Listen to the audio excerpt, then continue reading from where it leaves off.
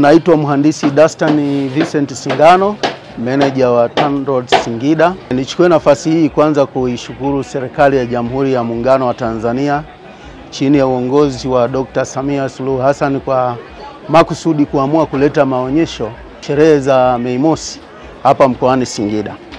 Sisi TANROADS Singida tumejiandaa kushiriki kwenye maonyesho haya ya Mei Mosi hapa Singida ili tuweze kupata fursa ya kutoa elimu kwa wananchi juu ya shughuli zetu ambazo tunazifanya kama TANROADS. Hapa kwenye banda letu kutakuwa na wawasilishaji wa zile shughuli ambazo TANROADS inazitoa.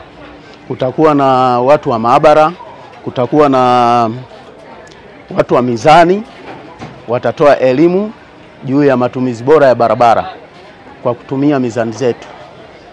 Hii ni mahususi katika kuamua kuzilinda barabara zetu ambazo tunatumia fedha nyingi sana kuzijenga na kuzifanyia matengenezo. Kwa hiyo hapa watu watafika, tunawakaribisha sana wananchi wote watakao kuja kwenye maonyesho haya ili watembelee banda letu waweze kupata elimu mbalimbali za shughuli za TANROADS ambazo tunazifanya.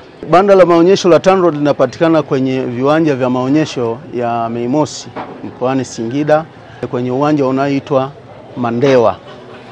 Kwa urahisi zaidi una barabara inaelekea sehemu anaita Ndago kutokea maeneo ya Sabasaba pale Singida. Baada ya kupita Jiner ndio unafuata uwanja wa maonyesho ya Mei Mosi kwa mkoa wa Singida, eneo la Mandewa. Nawakaribisha wote, karibuni sana. Mtawakuta wawasilishaji wamekaa tayari kwa kutoa elimu na kueleza shughuli zetu ambazo tunazifanya. Kuna brochure ambazo tumeandaa ambazo zina muktasari wa shughuli mbalimbali ambazo TANROADS inafanya.